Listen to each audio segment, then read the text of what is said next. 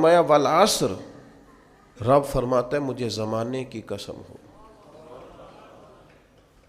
اللہ کو بھی قسم اٹھانے کی ضرورت ہے، مالک کریم کو بھی کیا حاجت ہے کہ وہ قسم اٹھائے، لیکن تاکید کر کے بات ذہن میں اتارنے کے لیے۔ انسان کا مزاج ہوتا ہے نا، جس بات پہ قسم اٹھائی جائے اس کو انسان سمجھتا ہے زیادہ پکی ہے، تو طبع انسانی کے مطابق بات کی۔ فرمایا والعصر، زمانے کی قسم ہو۔ انسان کو پیدا کرنے والا رب قسم اٹھا کے انسان کی ایک بات کرتا ہے، والعصر، مجھے قسم ہو زمانے کی، ان الانسان لفی خسر۔ انسان کو پیدا کرنے والا رب فرماتا ہے بے شک انسان خسارے میں، گھاٹے میں، نقصان میں۔ لوگ اس کو کہہ رہے ہیں بڑا سیٹ ہے، لوگ کہہ رہے ہیں بڑا کامیاب ہے، یہ بھی کہہ رہا ہے اللہ کا بڑا شکر ہے، لیکن پیدا کرنے والا رب، انسان کو بنانے والا، اس کو جاننے والا رب فرماتا ہے مجھے زمانے کی قسم ہو یہ نقصان میں ہے۔ اور خسارہ، اس خسارے کو نہیں کہتے ہیں کہ لوگ کہتے ہیں میں نے کاروبار کیا تھا تو نفع نہیں ہوا، نقصان ہوا۔ خسارہ اس خسارے کو کہتے ہیں جو اصل مال بھی ضائع ہو جائے، راس المال بھی ضائع ہو جائے تو کہتے ہیں خسارہ ہوا ہے، یعنی اس کے پاس جو تھا اس میں بھی یہ خسارے میں کیا؟ یا اللہ سارے خسارے میں ہے؟ فرمایا نہیں، الا الذین آمنوا، جن میں 4 صفتیں پائی جائیں وہ نہیں خسارے میں۔ ان میں پہلی صفت یہ ہے کہ الا الذین آمنوا، بے شک وہ لوگ جو ایمان لائے، مگر وہ لوگ جو ایمان لے آئے، جن کا ایمان مضبوط ہو، جن کا عقیدہ ہو کہ اللہ ہمارا رب ہے، وہی پیدا کرنے والا ہے، وہی رزق دینے والا ہے، اسی کی تقدیر کا غلبہ ہے، رب کریم ذرے ذرے کو جانتا ہے، اللہ تعالیٰ نے جس حال میں رکھا ہے یہی حال میرے لیے بہتر ہے۔ انسان محنت پوری کرے، نتیجہ اپنے رب پہ چھوڑ دے، اسباب سارے جمع کرے، بھروسہ اپنے اللہ تعالیٰ پہ کرے، عقائد کے لحاظ سے پختہ ہو، اور پھر اس کا عقیدہ ہو کہ بعد از خدا بزرگ تو ہی قصہ مختصر، کائنات میں سب سے عرفہ والا، عظمتوں والے، شانوں والے، بلندیوں والے، رفتوں والے، کائنات کے امام، نبیوں کے امام، رسولوں کے امام، فرشتوں کے امام، محبوب مطلق اگر کوئی ہے تو جناب محمد رسول اللہ ہے صلی اللہ تعالی علیہ وسلم۔ سب سے اولا ہو اعلیٰ ہمارا نبی، سب سے بالا ہو اعلیٰ ہمارا نبی، اپنے مولا کا پیارا ہمارا نبی، اور دونوں عالم کا دھولا ہمارا نبی۔ نظریاتی پختگی حاصل ہو، عقائد پختہ ہو، ایمان میں عقائد پوری طرح داخل ہے، عقائد اہل سنت کا پابند ہو بندہ۔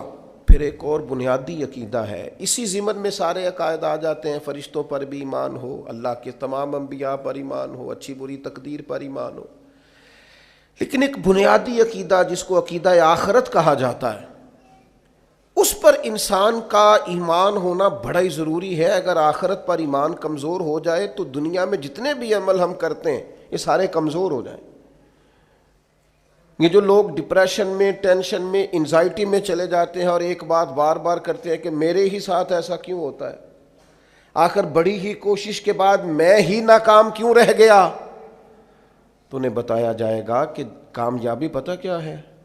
لا یستوی اصحاب النار و اصحاب الجنہ، اصحاب الجنت هم الفائزون۔ جنتی اور جہنمی برابر نہیں ہیں، کامیاب وہ ہیں جنہیں اللہ تعالیٰ نے اصحاب جنت بنایا ہے۔ جو جنتی ہیں وہ کامیاب ہیں، جس کو اپنی آخرت کے تعلق سے اللہ تعالیٰ نے فکر سلیم دی ہے، راہ ہدایت دی ہے، اعمال حسنہ پر استقامت دی، اور وہ سمجھتا ہے کہ میں محنت اپنی آخرت کو ٹھیک کرنے کے لیے کر رہا ہوں، جد و جہد میری اپنی قبر کے لیے، حشر کے لیے، آخرت کے لیے۔ آخرت پر جس بندے کی توجہ ہے وہ بندہ کامیاب ہے۔ اس لیے دنیا میں اگر دنیاوی طور پر کوئی ناکامی آ بھی جائے تو کوئی اتنی بڑی ناکامی نہیں ہے، اس لیے کہ اصل کامیابی آخرت کی کامیابی۔ تو عقائد مضبوط ہوں، اور پھر عقائد اہل سنت کی پابندی اس کے پاس موجود ہو، نہ رفض کی طرف اس کا رجحان ہو، نہ خارجیت کی طرف اس کا رجحان ہو، اس کے نظریات ستھرے ہوں، اجلے ہوں، خوبصورت ہوں، وہ رسول پاک کی ذات گرامی کی پوری غلامی کرنے والا وہ شخص، تو اس کے نظریات اعلیٰ ہوں۔ تو فرمایا کہ انسان خسارے میں ہے الا الذین آمنوا، مگر وہ لوگ جو ایمان لائے، وعملوا الصالحات، اور جنہوں نے نیک اعمال کیا۔ اور یہاں بات ختم نہیں ہوئی، دو صفتیں اور بھی پیدا کریں۔ یہ دو باتیں ان کی اپنی ذات تک تھیں، آمنوا وعملوا الصالحات، یہ دو باتیں ان کے اپنے لیے تھیں۔ اب وہ سوسائٹی کو کیا دیں؟ دو کام معاشرے کے لیے بھی کریں، وتواصوا بالحق، حق بات کی نصیحت کریں وہ معاشرے میں، خیر کی بات کی نصیحت کریں، وائرل باتیں نہ کریں کہ آج کل یہ موضوع چل رہا ہے تو ذرا میں اس پر بولوں گا تو کچھ ویوز میرے بھی بڑھ جائیں گے، وائرل باتیں نہیں کریں، وہ وتواصوا بالحق، وہ حق بات کی نصیحت کریں، کلمہ حق کہیں اور حکمت کے ساتھ کہیں، ادعو الی سبیل ربک بالحکمہ، دانائی کے ساتھ کہیں، لوگوں کو سمجھانے کی نیت سے کہیں، کلمہ حق ان کی زبان پر آئے۔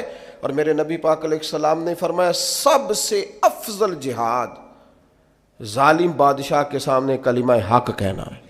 آپ حق کے ساتھ کھڑے ہوں، پھر آپ لوگوں کو امر بالمعروف کریں، پھر نہی عن المنکر کہیں، اور وہ بھی بندہ دیکھ کے نہیں۔ اگر امیر آدمی غلطی کر رہا ہے تو پھر آپ خاموش ہیں، اور کسی غریب کو کرتے دیکھ لیا ہے تو آپ نے دینی حکمت کو بھی پیش نظر نہیں رکھا اور اسے رسوائی کر دیا ہے، آپ نے اسے سخت ترین تکلیف سے گزار دیا ہے۔ حق بات کی نصیحت کریں، اور جو لوگ حق بات کہتے ہیں نا ان پر تکلیف بھی آتی ہے، تکلیف آتی ہی ہمیشہ حق کہنے والوں پر۔ تو چونکہ میدان لگایا ہے، اب حق میں نکلے ہو، اب تم نے سفر شروع کیا ہے تو بھئی پیروں پہ چھالے تو پڑیں گے، سفر کرو گے تو تھکاوٹ تو ہوگی، کوئی رستہ طے کرو گے تو گرد تو پڑے گی، اگر کسی سمت تیز دوڑو گے تو مخالف سمت سے ہوا تو تیز آئے گی۔ اب وہاں گھبرانا نہیں، کمزور نہیں پڑنا، تھکی باتیں نہیں کرنی۔ اب ایسا نہ ہو کہ تم نے معذرت خواہانہ رویہ اختیار کیا، وتواصوا بالحق وتواصوا بالصبر، وہ حق بات کی وصیت کرتے ہیں اور ایک دوسرے کو صبر کی تلقین کرتے ہیں۔ چار صفات پیدا کریں تو خسارے سے